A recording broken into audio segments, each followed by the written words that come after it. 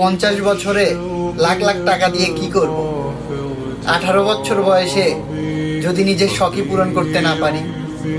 মানুষ বলে না এক সময় সবই হবে, ইনশাল্লাহ টাকা পয়সা হবে, বাড়ি গাড়ি হবে, বা অনেক টাকার মালিক হবি। তখন ভাই টাকা কি করব আমি? আমার যদি শখের সময়ে আমি আমার শখগুলো পূরণ করতে না পারি। আমি ভাই মধ্যবিত্ত পরিবারের সন্তান।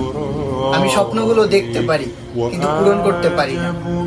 এই যে একটা স্বপ্ন, বাইক, একটা ইমোশন ছেলের, শখের বয়সে যদি বাইক না পাই, বুড়ো বয়সে বাইক দিয়ে কি করব? আর এই বাইক না থাকার কষ্টটা তারাই বুঝবে যাদের বাইক নেই। এই বাইক এমন একটা জিনিস মানুষের সঙ্গে সম্পর্ক তৈরি করে। বাইক হলে বন্ধু বান্ধবও কাছে আসে, যে চিনে না সেও কথা বলে। এই বাইকের এত দাম ভাই। আমি শুধু দেখি রাস্তা দিয়ে যখন যাই, শুধু বাইকের দিকেই তাকাই। ইনশাল্লাহ কোনো একদিন আমারও বাইক হবে। আর যাদের বাইক নেই, ইনশাল্লাহ সবারই একদিন বাইক হবে।